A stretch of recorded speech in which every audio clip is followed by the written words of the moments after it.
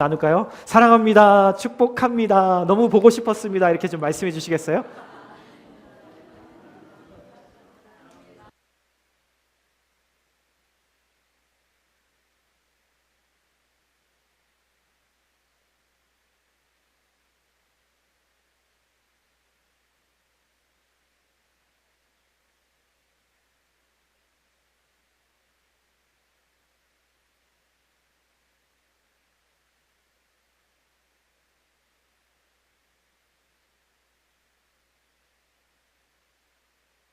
제가 알기로는 소개를 아직 안 한 것 같은데 그렇죠? 우리 병찬 원장님 어머님이 교회 오랜만에 방문하신 것 같아요. 한국에서 오셨는데 잠깐 좀 일어나셨으면 저희가 좀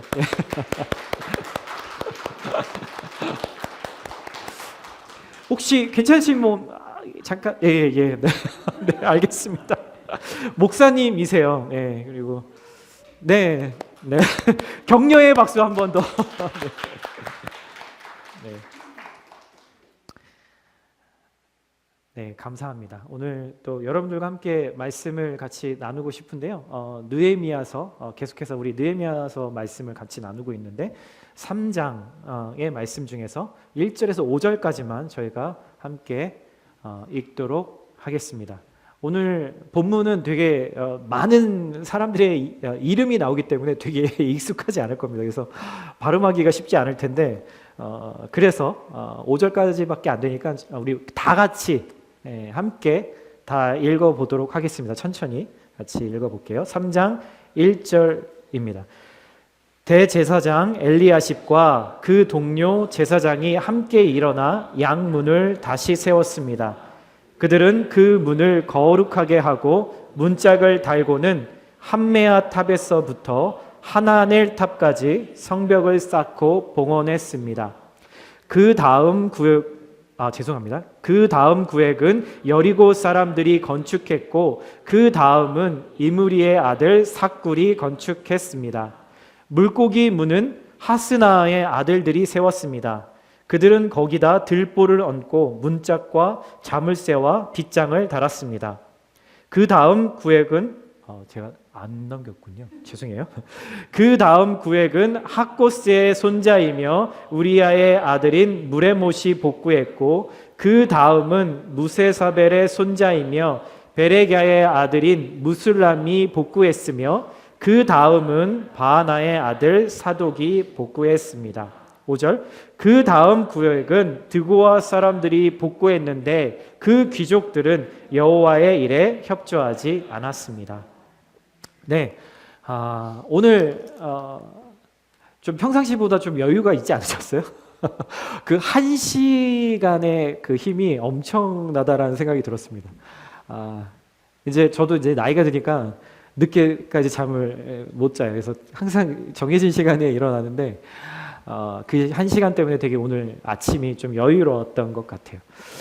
그 여유로운 시간에 내려와서 이렇게 저희 강아지 이제 이렇게 쉬아를 시키려고 이제 날 보냈는데 앞에 있는 그 나무 단풍이 든 나무가 정말 아침에 마치 그 동영상을 보는 것처럼 이렇게 눈이 내리는 것처럼 단풍이 떨어지더라고요. 계속 이렇게. 그 모습을 보면서 두 가지 생각을 했습니다. 오늘 집에 가서 단풍을 치워야겠구나 라는 생각과 두 번째는 정말 어떻게 보면 저희 눈에는 되게 아름답게 보여지는데 단풍 입장에서는 죽음을 맞이하고 있구나 라는 생각이 들었습니다. 근데 저 단풍 잎들이 나뭇잎들이 떨어져서 죽어야 내년에 봄에 또다시 파릇파릇한 잎을 맺을 수 있게 되는 거구나 라는 아주 단순한 진리를 오늘 아침 그 짧은 순간에 제가 보면서 되게 마음이 숙연해지고 하나님이 저에게 또 주시는 메시지로 들렸던 것 같아요. 여러분들은 단풍이 요즘에 가장 절정에 이르렀는데 단풍을 보면서 무슨 생각을 하십니까? 내가 죽어야겠구나. 다시 살기 위해 죽어야겠구나 라는 생각 여러분들도 보시면서 한번 해볼 수 있기를 바랍니다. 저희가 계속해서 느헤미야서를 구약의 느헤미야서를 같이 묵상하고 있습니다. 회복이 필요한 사람들에게라고 하는 주제로 지금 이제 네 번째 같이 말씀을 나누는데요. 느헤미야라는 사람은 지금으로부터 한 2500년 전에 살았던 사람이에요. 느헤미야는 이스라엘이 나라가 망하고 바벨론과 그리고 그 다음 나라 페르시아의 노예로 살았던 이스라엘 사람들 중에 한 사람이었죠. 이민 3세였는데 이 사람이 페르시아의 황제의 최측근 2인자가 되는 아주 큰 성공을 그의 인생에서 하게 되죠. 그러나 이 느헤미야는 자신의 삶에 만족하지 않고 자기가 이룬 그 성공에 자만하지 않고 자신의 고향과 또 하나님의 마음을 느끼면서 하나님의 꿈을 꾸기 시작했는데 그 꿈은 뭐냐면 다시 하나님의 백성들이 회복이 되는 꿈이었어요. 그래서 이 완전히 무너지고 완전히 폐허가 된 예루살렘으로 돌아가서 52일이라고 하는 그 짧은 시간 동안에 예루살렘 성벽을 다시 건축하게 됩니다. 바로 그 일의 리더이자 주인공이었죠. 모든 사람들이 다 페르시아, 지금의 미국 아니면 뭐 엔비디아 테슬라 얘기를 할 때 아마 이 느헤미야는 가장 낮은 곳으로, 아무도 가려고 하지 않는 그곳으로 가서 하나님의 꿈을 이루려고 하고 있었던 거죠. 이제 완전히 무너져 있었던 사람들의 마음을 다시 하나님께서 일으켜 주셔서 2장에 이제 그래, 우리도 할 수 있어. 하나님이 도우시면 우리도 할 수 있어. 성전 공사를 다시 한번 해보자. 이런 수치를 당하지 말자라고 이제 시작이 되었습니다. 여러분, 제가 예전에 있던 교회에서도 제가 이렇게 행정일을 하면서 교회 리모델링을 거의 한 5년 가까이 했던 경험이 있는데, 건축 뭐 이런 것들을 하다 보면요, 맨 처음에 계획대로 되는 경우가 거의 없습니다. 설계도를 그리고 플랜을 다 짜지만 제 시간 안에 그 일을 맞출 수 있는 일들은 거의 불가능한 것 같아요. 특히나 미국은 더 그렇죠. 날씨가 좋지 않아서, 제때 자재가 공급되지 않아서 장비도 고장날 때도 있고, 그리고 돈의 문제를 만나기도 하죠. 그래서 대부분 더 딜레이가 되는 겁니다. 그런데 느헤미야는 52일 만에 거의 50km 가까이 되는 이 성벽 둘레만 해도 50km가 넘는 이 둘레를 다 완공하게 되었다라는 거죠. 그리고 오늘 우리가 읽었던 3장의 말씀은 사실은 많은 사람들이 이렇게 성경을 읽다가 그냥 처음에 한두 줄 읽고 그냥 훅 넘어가 버리는, 사람들의 이름들이 계속 열거되는 지루한 본문인데, 그 지루한 본문 안에도 하나님의 의도와 은혜와 또 우리가 오늘 또 받아야 될 하나님의 메시지가 분명히 있다라는 사실을 보여주게 되죠. 그래서 3장은요, 누가 어디서부터 어디까지 성벽을 건축했는지에 대해서 빠짐없이 기록하고 있어요. 구약에서 보면은 그쵸, 이런 이름들이 많이 나오는 경우가 있잖아요. 재미없고 그리고 보링하고 그래서 건너뛰기 일수죠. 그런데 정말 하나님의 꿈을 이루는 한 사람 한 사람의 그 이름과 그리고 그들이 무엇을 순종해서 했는지를 성경에 하나하나 다 기록했다라는 사실은 우리에게 되게 은혜가 되고 감동이 됩니다. 왜냐하면 하나님이 우리에게 맡겨주신 하나님의 꿈들을 그렇게 우리가 힘들지만 하나님과 함께 이루어갈 때 하나님이 분명히 기억하시고 거기에 대해서 우리를 인정하시고 칭찬하시고 위로해 주시기 때문이라는 거예요. 여러분들의 이름이 이름 세자가 세자가 더 되시는 분도 있겠지만, 만약에 성경에 혹은 하나님의 그 생명책에 기록되어 있다면 여러분, 그것만큼 영광스러운 일이 어디에 있을까요? 여러분들의 그 이름이, 여러분들의 그 마음이, 하나님을 향한 그 사랑의 마음이 하나님에게 기록되어 있다라는 그 사실을 여러분 기억하시고 잊지 마시기를 예수님의 이름으로 축복합니다. 오늘 본문 1절에 이렇게 이야기를 해요. 대제사장 엘리야십 그리고 그 동료 제사장이 함께 일어나 양문을 다시 세웠습니다. 그들은 그 문을 거룩하게 하고 문짝을 달고는 함메아 탑에서부터 하나넬 탑까지 성벽을 쌓고 봉헌했습니다. 자, 여러분들이 이 성벽 건축의 리더, 디렉터, 감독이라고 한번 생각해 보세요. 만약에 그렇다면 여러분 이 일의 시작을 어떻게 시작을 하실 것 같으세요? 시작을 어디서부터 어떻게 해야 하는지도 되게 중요한 일이기 때문이죠. 제가 보기를 2개 드리겠습니다. 하나는 각자 다 분담할 역할, 그 장소를 다 구역을 얘기해주고 모두가 동시에 다 같이 같이 성벽을 쌓는다. 1번. 두 번째, 이게 라운드 형식으로 성벽을 쌓기 때문에 예를 들어서 하나의 성벽을 이그젬플로 한번 보여주면서 그래 저것처럼 저렇게 지으면 되겠네 라고 그렇게 시작한다. 2번. 그럼 1번과 2번 중에 어떻게 여러분들은 시작하시겠어요? 너무 이렇게 진지하게 저를 쳐다보지 마시고요.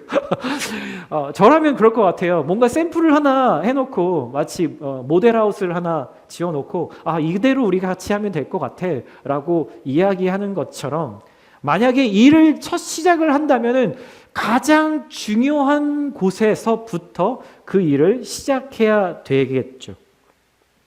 그래서 바로 제사장들이 양의 문이라고 하는 곳을 먼저 성벽을 다시 짓기 시작합니다. 이스라엘의 그 성벽을 이렇게 3D로 복원한 건데 나중에 조금 더 확장되어서 좀 더 넓어지긴 했지만 저런 모습이에요. 쉽게 이렇게 그림으로 표현하자면 저 정도의 그림이 될 수 있겠죠. 어찌됐든 이 성벽을 건축하면 성벽만 짓는 것이 아니라 중간중간에 사람들이 드나들 수 있도록, 왜냐하면 되게 이렇게 긴 거리이기 때문에 문들을 만들어야 되잖아요. 13개의 문이 그곳에 생겨나게 됩니다. 그런데 이 문들도 각각의 용도와 목적이 분명히 있다라는 거예요. 예레미야는 성벽 공사를 시작할 때 여기에서부터 양문이라고 하는 곳에서부터 성벽 재건을 시작했어요. 그리고 빙 돌아서 성벽 공사의 마무리가 어디에서 끝났냐면 바로 이 양의 문이라고 하는 곳에서 끝나게 되는 거죠. 여러분 양의 문, 양문이다라고 하는 것은 맞습니다. 그냥 영어로도 sheep gate라고 해서 말 그대로 이렇게 양들이 드나드는 문이라는 뜻이에요. 제일 그 문이 저 북쪽 오른쪽에 있는 문인데 거기에 왜 양문을 만들었냐면 바로 그 옆에 성전, 하나님을 예배하는 예배당이 바로 거기에 있었기 때문이죠. 마치 우리가 예배하러 올 때 하나님 앞에 헌금을 드리면서 예배당에 들어오는 것처럼 하나님께 예배하며 나아갈 때 당시 사람들이 양이나 그 짐승들을 가지고 하나님께 드릴 것들을 가지고 들어오는 문, 예배하러 들어가는 문이 바로 양의 문이었다라는 거죠. 여러분 이 단어가 좀 익숙하지 않으세요? 그래서 성경을 좀 읽어보신 분들이라면 익숙하죠. 왜요? 예수님이 자신을 양의 문이다 라고 말씀하셨거든요. 나는 마치 양의 문과 같은 존재야. 나를 통해서만, 나를 통과해야만 바로 하나님을 예배하는 그 곳으로 갈 수 있어 라고 예수님이 우리에게 말씀해 주셨기 때문이에요. 예배하는 사람들이요, 이 문으로 드나들어야 됐기 때문에 이스라엘 사람들은 이 문이 가장 거룩하고 가장 중요한 문이라고 여겼어요. 그래서 제일 먼저 이 공사의 시작이 된 거죠. 여러분 성을 쌓기 시작하는 수많은 옵션들이 있었을 거예요. 내가 보기에 좋은 곳, 내가 익숙한 것, 그냥 이걸 하면 나에게 직접적인 이익이 바로 생기는 것, 그런 것 때문이 아니라 하나님이 우선이기 때문에, 그리고 예배가 내 삶의 모든 것의 우선순위였기 때문에 느헤미야는, 이스라엘 사람들은 이 곳부터 다시 쌓기 시작했다라는 거죠. 여러분 무너진 성벽을 다시 짓고 있는 이 이스라엘, 그리고 우리도 우리의 삶에 회복이 필요한 사람들이잖아요. 그렇죠? 아무도 여기에서 회복이 필요 없는 사람은 아무도 없을 거예요. 만약에 어디가 무너졌는지를 우리가 다시 살펴보고 제대로 진단하고 회복하려면 우리가 잘 먼저 생각해 봐야 되는 것들이 있어요. 자, 이스라엘이 왜 망했죠? 성경은 이스라엘이 왜 망했다라고 얘기하죠? 여러분, 왜 우리가 왜 요즘 힘든가요? 겉으로는 여러 가지 이유들이 각자에게 있겠지만 여러분, 이스라엘이 어려움을 겪는 이유는요, 바로 하나님과의 관계의 문제에 있었어요. 하나님의 성전이 예루살렘에 있고 나도 거기에 살고 있으니까 하나님이 계신 곳 예루살렘에만 잘 있으면 우리는 절대로 망하지 않을 거라고 그렇게 믿었어요. 그래서 그들은 수시로 성전에 가서 예배를 드렸죠. 그런데 그들이 예배당 안에는 와 있었지만 그들의 마음은, 그들의 삶의 중심은 하나님께 있지 않았다라는 거예요. 그러면서 난 하나님을 믿어, 난 크리스천이야, 난 주일에 교회를 간다고. 그렇지만 그들의 마음은 늘 세상 가운데 있었던 거죠. 어떻게 하면 내 욕망을 채우나? 어떻게 하면 내 겉모습을 통해서 사람들에게 인기를 얻을까? 어떻게 하면 돈을 많이 벌어서 나 혼자라도 편안하게 살까? 예배당에 앉아서도 끊임없이 그 고민 가운데 있었던 거예요. 예수를 믿는다는 것은요, 내 삶이 더 이상 내 것이 아니라는 뜻이에요. 여러분, 우리가 예수 그리스도를 영접할 때 하나님, 제 삶이 더 이상 제 삶이 아니라 하나님이 다스리시는 삶입니다. 제가 그것을 받아들입니다. 라고 고백을 하게 되잖아요. 이것은 엄청난 사건입니다, 여러분. 여러분, 인간의 성정으로는 결코 내 삶은 내 것이다 라고 하는 그 주장을 우리가 버릴 수가 없는 거예요. 여러분, 기독교의 복음은요, 여러분 자신을 하나님께 내어드리라 라고 이야기를 해요. 그게 복음이에요.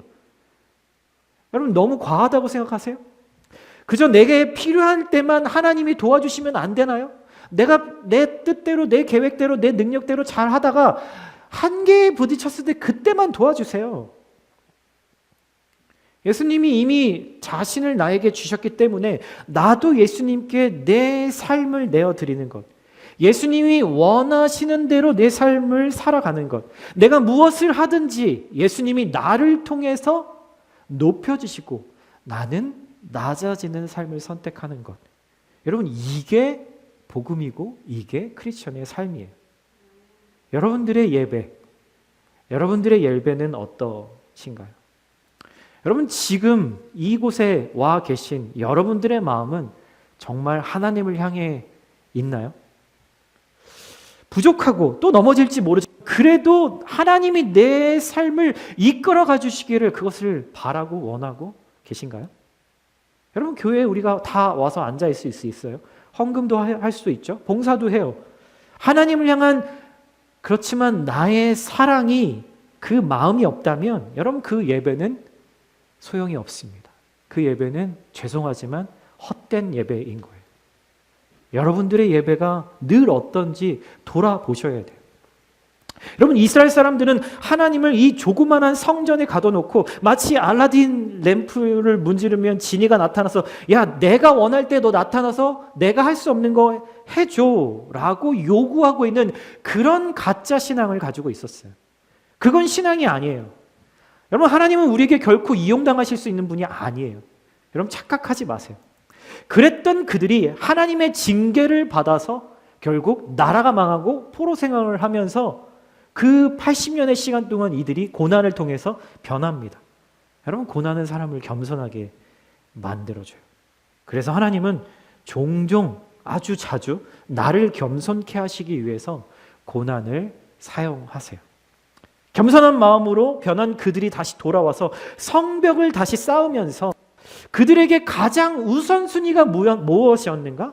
예배를 회복하기 위한, 하나님과의 관계를 회복하기 위한 이 양의 문을 건축하는 데 시작을 두었다라는 것은 아주 중요한 의미를 두는 거죠.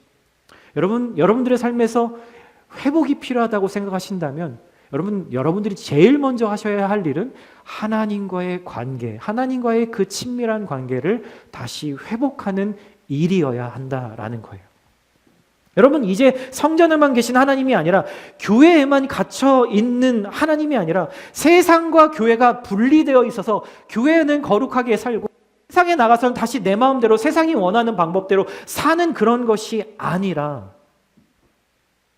내 삶 전체가 하나님 앞에 예배가 되어지는, 거룩한 예배가 되어지는 바로 그러한 성벽들을 다시 쌓는 것이라는 거죠.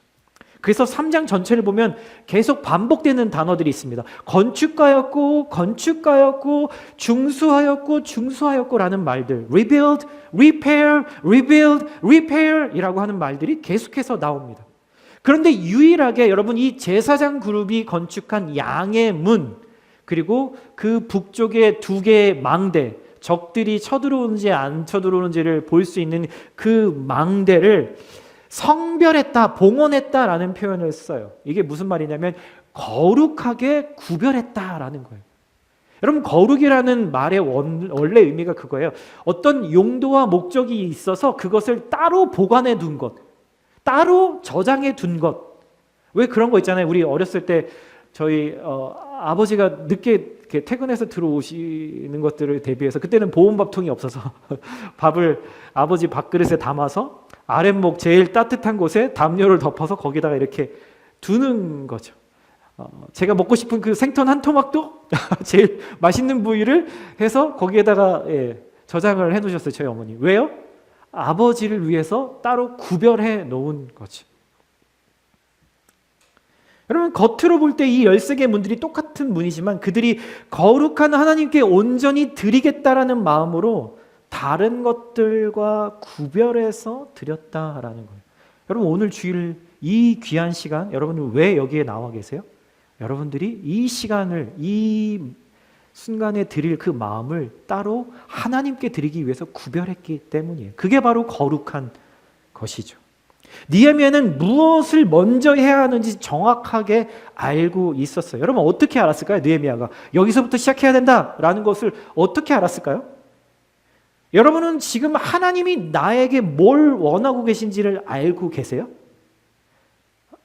많은 지체들이 저에게 물어요. 하나님이 저에게 원하는 게 뭔지 모르겠습니다. 그러면 제가 그렇게 이야기하죠. 만약에 형제님이, 자매님이 하나님이 원하시는 게 뭔지 안다면 그러면 100% 순종할 마음이 있으세요? 라는 질문을 제가 하죠. 그러면 대부분은 대답을 안 하세요. 못 하시거든요. 여러분, 하나님이 나에게 무엇을 원하시든지 순종하겠다라는 마음이 없으면요, 하나님의 음성이 정말 스피커 가장 큰 볼륨으로 틀어놔도요, 내 영적인 귀로 들리지 않아요. 우리에게 하나님의 음성을 들을 때 순종하겠다라는 그 마음이 있을 때 하나님의 음성이 드디어 들리기 시작하는 거죠. 사랑하는 형제 자매 여러분, 예배는요, 주일날 1시간, 2시간 드리는 것이 전부가 아닙니다. 주일에, 금요일날 함께 모여서 우리가 이렇게 예배하는 이유는요, 여러분들이 각자가 개인의 삶에서 여러분들의 삶이 전체 다 예배가 되기 위해서 우리가 모여서 서로 격려, 다시 힘을 얻고 우리의 삶의 현장으로 나가서 그 삶이 예배가 되기 위해서 우리가 이렇게 모이는 거죠. 삶이 예배가 된다. 아주 멋들어진 말 같지만 이것 자체가 주는 무게감과 중요성은 이루 말할 수가 없어요. 내 삶의 모든 결정을 내가 원하는 대로가 아니라 하나님이 말씀하시는 대로 그것을 듣고 살아내겠다라고 하는 것, 그게 바로 삶이 예배가 된다라는 말이에요. 거짓말하지 않고 남이나 하나님을 속이지 않고 내 삶에서 정직하게 살겠다. 나 컨닝하지 않겠다. 나 속이지 않겠다. 거짓말하지 않겠다. 다른 사람에게 인색하지 않게 대하겠다. 나를 비판하는 사람을 나도 똑같이 비판하지 않겠다. 친하지 않고 싶은 사람이라도 내가 먼저 손을 내밀고 내 손에 있는 빵 한 조각이라도 함께 나누겠다. 무엇보다 이 세상이 따라가는 그 문화들을 내가 그대로 따라가지 않겠다. 말씀대로 따라가겠다라고 하는 것이 우리의 현실의 삶의 예배인 거예요. 제가 좋아하는 찬양이 있습니다. 여러분들도 아마 아시는 찬양일 수도 있는데 하연이에게라는 찬양이에요. 저희 교회에 있는 그 하연자매 그건 아니고요. 제가 되게 좋아하는 그 한웅재 목사님이라고 하는 그 CCM 가수이시면서 목사님이신 분이 있는데 이분이 한 20-30년 전에 지은 찬양이에요. 두 분이 이제 한 팀을 이루어서 이렇게 팀으로 이제 음악 사역을 하셨는데 그 당시에는 전도사님이셨고 너무 가난하셨대요. 그래서 그 선배 되시는 정종훈 목사님의 딸이 돌이 됐는데 돌잔치에 가야 되는데 돌잔치에 가져갈 선물 살 돈이 없었대요. 그래서 어떻게 해야 되나 너무 이렇게 창피하기도 하고 부끄럽기도 하고 그렇지만 또 가장 친한 사람이기 때문에 안 갈 수는 없고 그래서 고민을 하다가 그 전날 밤을 새서 노래를 하나 그 아이에게 지어줘야겠다. 내가 할 수 있는 게 노래를 불러주는 일이겠구나라고 생각해서 그 노래를 만들었다라고 합니다. 하연이라는 그 이름이 하나님과 연인이 되라라고 해서 그렇게 아버지가 지어준 이름이라고 해요. 근데 그 아이를 떠올리면서 한 살 된 아이를 떠올리면서 무슨 생각을 했는가 그 가사에 이렇게 되죠. 우리 반주자가 너무 설교에 심취해서 고마워요. 이런 가사예요. 제가 1절만 여러분들에게 한번 불러드리고 우리 나중에도 부를 건데 우리가 간직해야 할 소중한 것 있다면 그 아이를 향해서 부르는 노예요. 내 삶을 누군가에게 나눠줄 수 있는 것 약하고 어리석은 나 자신을 본다 해도 혹시 아시는 분 있으면 같이 부르셔도 그 모습 그대로를 사랑할 수 있으며 비교하기보다는 나 자신을 갖고 가고 우리를 사랑하신 그분을 믿으며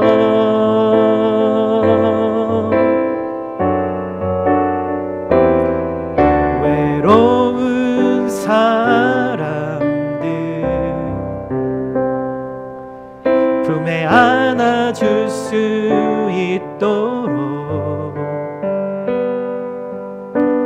우리 맘속에 소중한 것을 간직하며 살아요.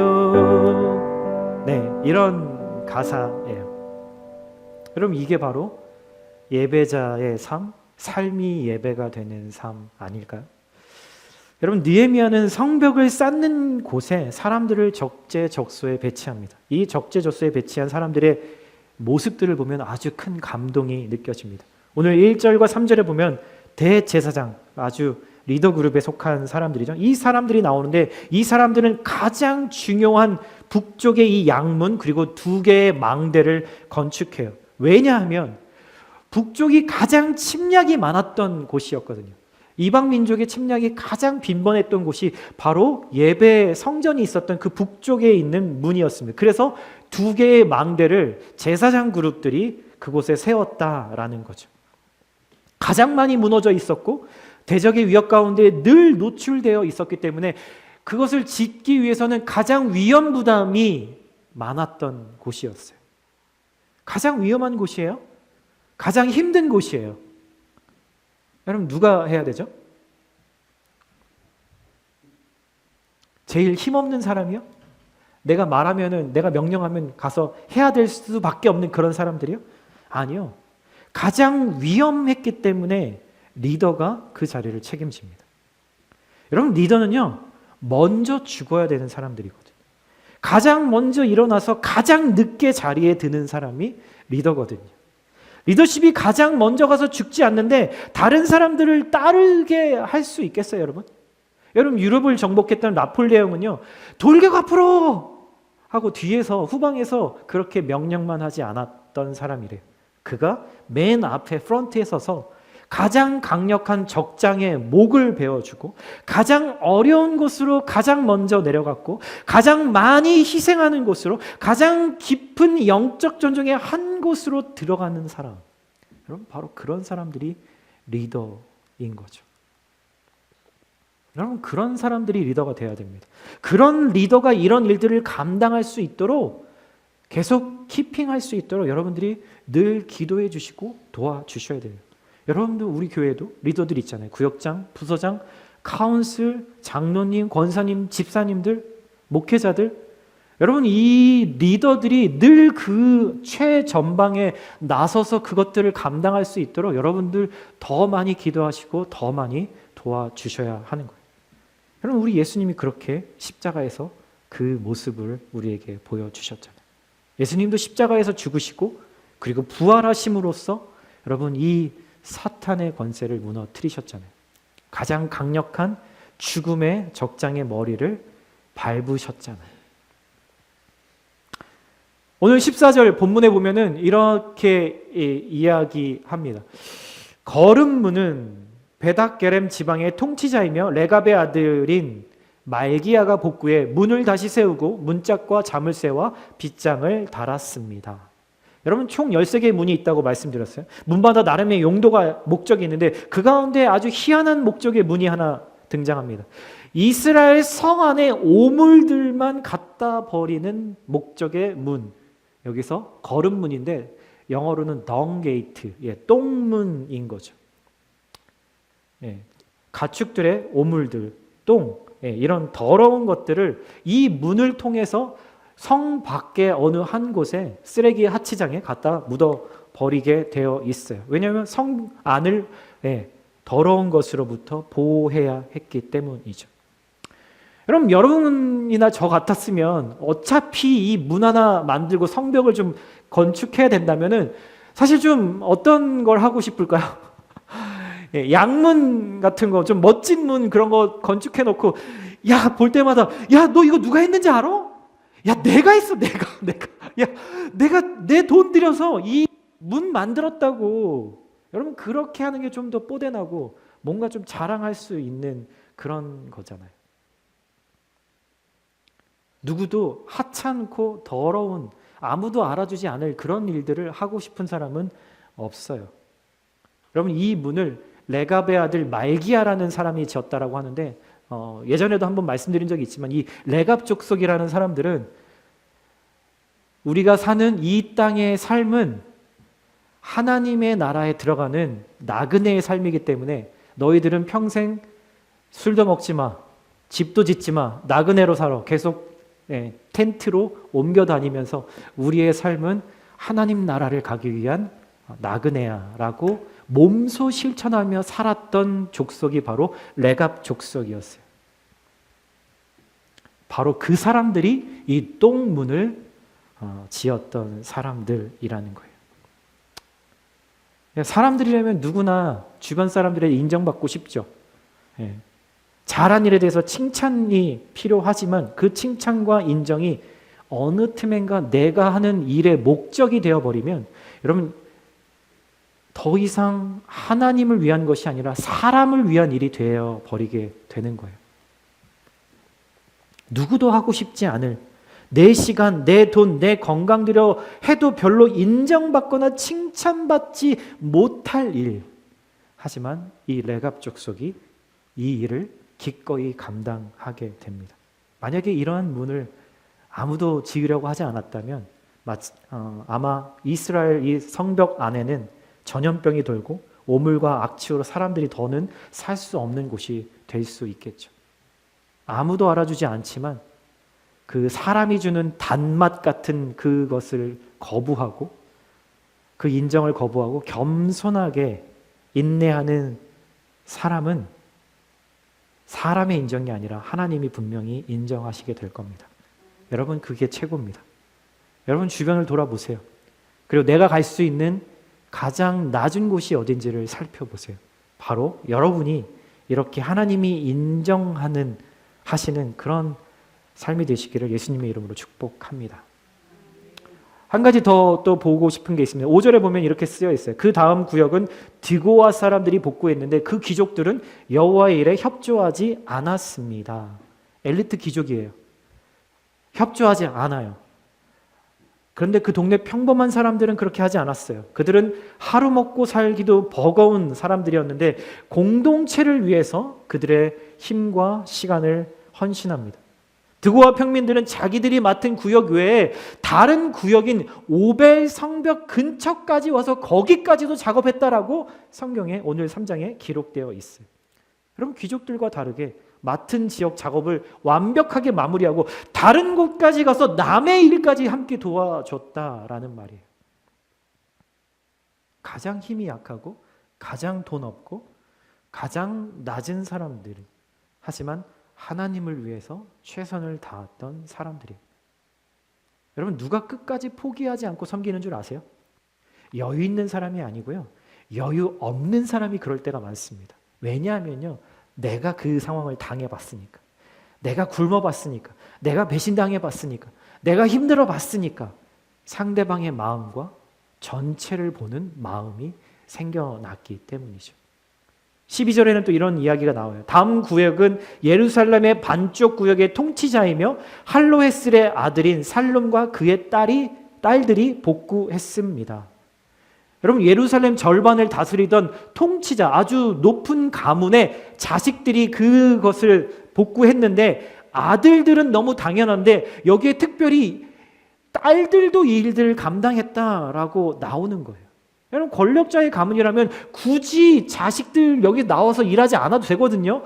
종들을 시키고 돈으로 모든 일들을 해결할 수 있잖아요.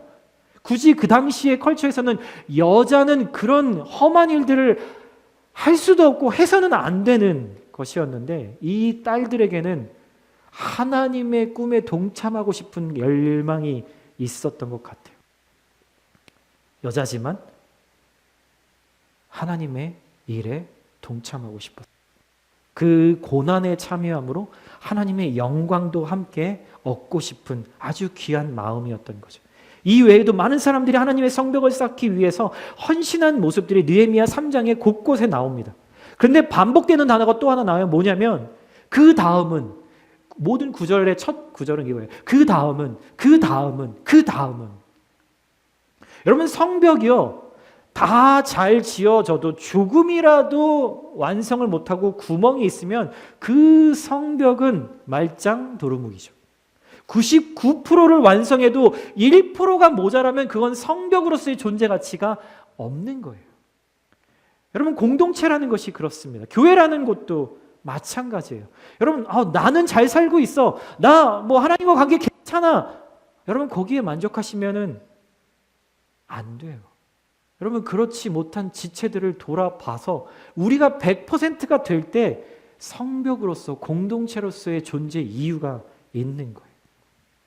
느헤미야의 3장은 한치의 틈도 없이 성벽을 사람들, 그리고 저와 여러분 같이 평범한 사람들, 하나님의 백성들이 다시 하나님께로 돌아오는 하나님의 꿈에 붙들린 사람들이 써낸 땀과 눈물의 이야기. 45km의 길에 그리고 6m의 높이로 성벽을 쌓았다는 거. 여러분, 어떤 생각이 드세요? 여러분, 한번 상상해 보시겠어요? 그 52일 동안 그 현장에서 어떤 냄새가 났을까요? 어떤 모습을 볼 수 있을까요? 어떤 얼굴들의 표정들이 그곳에 있었을까요? 여러분, 짠내가 막 느껴지지 않으세요? 땀을 막 비 오듯이 쏟으면서 한 손으로 훔치면서 손목이 끊어질 것 같고 허리가 끊어질 것 같은 그 무거운 돌들을 옮길 때 고통 속에서도 신음소리 내면서 돌을 쌓고 있던 그 사람들. 여러분, 그 사람들이, 이스라엘 사람들이 52일 동안 그 일을 하면서 그들 마음 안에 무슨 생각이 들었을까요?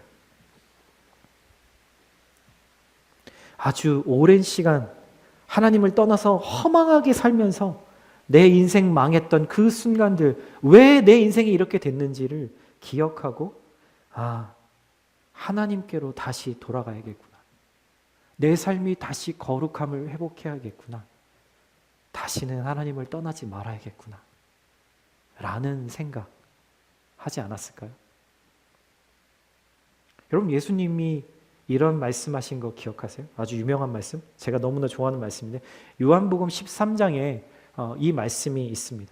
내가 너희를, 한번 같이 읽어볼까요? 시작. 내가 너희를 사랑한 것 같이 너희도 서로 사랑하라. 너희가 서로 사랑하면 이로써 모든 사람이 너희가 내 제자인 줄 알리라.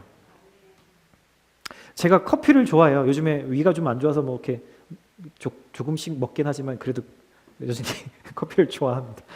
근데 갈수록 카페에 가면은 커피 종류들이 더 많아지는 것 같아요. 뭐 라떼만 해도 수십 종류가 되는 것 같고, 뭐 거기에 콜드브루, 뭐 콜타도, 뭐 거기에 뭐 여러 가지 그런 종류의 커피들이 존재하죠. 그런데 만약에 여러분 이 수십 가지가 되는 이 커피 메뉴에서 에스프레소가 빠진다면, 커피가 빠진다면, 여러분 그건 더 이상 커피가 아닌 거죠. 마치 그런 것처럼 여러분, 우리의 가정이, 우리의 교회가, 우리의 공동체가 하나 되기 위해서는 반드시 그 안에 에스프레소와 같은 사랑이라는 것이 들어가야 해요. 예수님의 이 짧은 말씀에 우리는 이 말씀을 묵상하면서 여러분 안에 마음이 평안하세요? 여러분 마음이 괜찮으세요? 저는 두 가지가 걸리더라고요. 하나는요, 내가 사랑하지 않고 있구나 라는 것에 마음이 찔렸고요. 두 번째는 예수님이 나를 사랑하신 그 사랑만큼 내가 사랑하지 않고 있구나 라는 사실에 제 마음이 찔렸어요. 요즘 여러분들의 최대 관심은 뭔가요? 그럼 무엇을 사랑하고 계신가요? 누구를 사랑하고 계신가요? 여러분, 그게 무엇이든 만약에 그게 나를 위한 것이라면 우리는 지금 하나님의 사랑과는 멀리 떨어져 있는 거예요. 우리는 그렇게 하나님께 말하죠. 하나님, 제가 이번 시험에 A 맞으면 그리고 나서 제가 할게요. 제가 괜찮은 곳에 취업하면요, 그때 할게요. 오늘 제가 좀 건강이 좀 나아지면, 제 통장에 돈이 좀 모이면, 제 마음이 좀 더 편안해지면 그때 할게요. 여러분, 오늘 이 본문 3장에 지루해 보이는 것 같은 이 본문에서 계속 반복되는 단어, 그 다음은 여러분 무슨 의미예요? 모두가 다 하나로 연결되어 있다는 거예요. 그것이 빠지면, 그 다음이 빠지면 전체는 의미가 없는 것이 된다는 거죠. 모두가 한 곳을 바라봤다는 거예요. 여러분, 그들이 바라본 것, 그들이 모두가 한 곳을 바라본 그곳이 뭐죠? 여러분, 내가 아니라, 내 삶을 보는 것이 아니라 나의 편안함, 나의 이익, 나의 안전을 바라본 것이 아니라 하나님의 꿈을 바라보죠. 하나님을 바라봤어요. 여러분, 신약의 사도행전에 초대교회, 처음 세워진 교회들을 보면 이 하나됨이 무엇인지를 분명히 보여줍니다. 교회는 서로 모이기에 항상 힘썼대요. 교회는 자신의 재산을 팔아서 필요한 사람들과 나눴대요. 이런 걸 보면 그런 생각이 들죠. 먼저 팍 가슴에 담이 쌓이면, 이거 너무 과격한데? 이게 공산주의 아니야? 초대교회는요, 과격하게 사랑하고 하나님을 예배했어요. 당시 이 모습을 로마 사람들, 그들의 지배자였던 로마 사람들이 어떻게 바라봤는지를 교회사의 역사책에 이렇게 기록되어 있더라고요. 로마 사람들이 이 크리스천들을 보고 이렇게 생각했대요. 보라! 그들이 어떻게 사랑했는지를. 보라! 서로를 위해서 죽을 준비가 되어 있는 저 모습을. 여러분, 안 믿는, 하나님을 모르는 로마 사람들의 눈에 그리스도인들을 볼 때 그들이 떠올린 건 설교를 떠올린 것도 아니고 사역을 떠올린 것도 아니고요, 예배라는 것으로, 주일날 교회 나오는 것으로 그들을 규정짓지 않았다라는 사실이에요. 유일한 거 하나, 믿지 않는 사람들이 그리스도인을 바라볼 때 그들을 규정했던 거, 저들이 정말로 사랑하는가라는 거였다는 거예요. 나의 관점으로 상대방을 판단하고 바라보는 것이 아니라 예수님이 나를 바라보시고 그 관점으로 나를 사랑하신 것처럼 서로의 연약함을 품어주고 상대방의 지금 실망스러운 모습에 머물러 있지 않고, 그래도 저 사람이 예수님의 사랑을 경험하기만 하면 변하게 될 거야. 그 소망의 눈으로, 그 하나님의 가능성의 눈으로 그들을 보면서 사랑했다라는 거예요. 지금. 그런데 그 사랑하는데 끝까지 사랑했다라는 거죠. 사랑하는 형제자매 여러분, 제가 늘 이런 고백을 여러분들 할 때마다 되게 부담스러워요. 사랑하는 형제자매 여러분, 이 말 안에 엄청난 무게감의 책임감을 느낍니다. 나를 사랑하는 데는 모든 곳을 쏟고 계신가요? 여러분, 인생이 이런 일들을 하기에는 너무나 허무하다라는 사실을 최대한 빨리 깨달을 수 있으시기를 바라요. 하나님의 진리는 분명합니다. 우리가 서로 사랑할 때 예수님이 날 포기하지 않고 끝까지 사랑해 주신 것 때문에 사랑하기 힘겨운 그 사람을 붙잡을 때 세상은 그런 나를 통해서, 그런 우리를 통해서, 그런 교회를 통해서 하나님을 볼 수 있게 되고 예수님을 보게 되는 거죠. 오늘 하나님이 나에게 물으십니다. 그 다음은 누굴 사랑할래? 그 다음은 누가 이 사랑의 수고를 해줄래? 오늘 여러분들의 대답은 무엇인가요? 오늘 이 말씀 가운데 여러분 안에 계신 성령님의 음성에 귀 기울이시면서 오늘 이 질문, 하나님이 나에게 하시는 이 질문에 여러분 스스로 대답하시는 시간이 되시기를 예수님의 이름으로 축복합니다. 아멘. 아멘.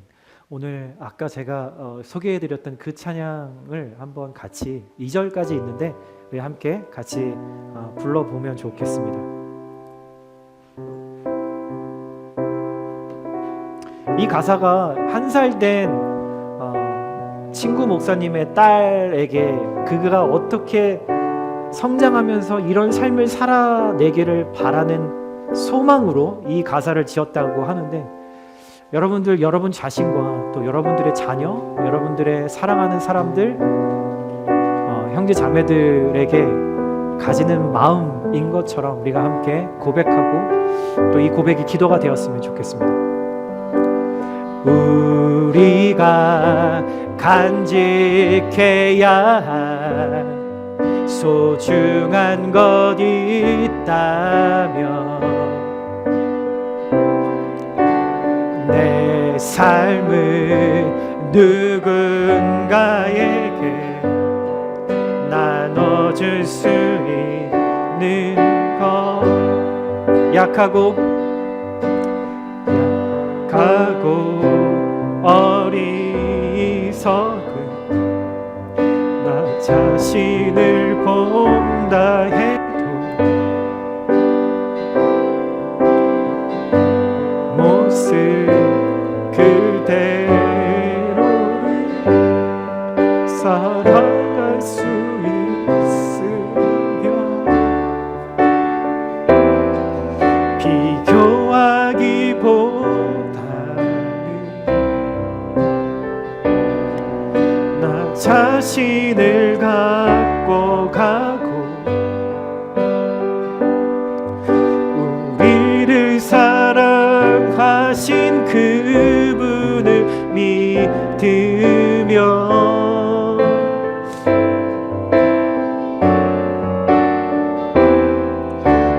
외로운 사랑들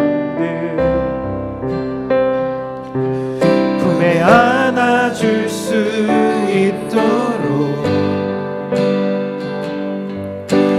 우리 맘속에 소중한 것을 간직하며 살아요. 우리 2절도 찬양할까요? 약하고 어리석은 나 자신을 본다 해도 그 모습 그대로를 살아갈 수 있으며 내 안에 숨겨진 큰 비밀을 발견하고 그 소중한 꿈 안에 내 삶을 이루며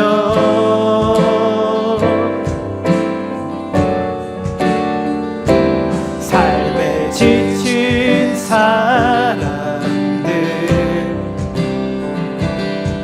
찾아와 쉬어가도록 우리 맘속에 누군가의 자리 남겨두며 살아요. 사랑하며 살아요. 사랑하며 한 번 더 사랑하며 살아요. 사랑하며 살아요. 이 시간 우리 함께 좀 눈을 감고 좀 기도할까요?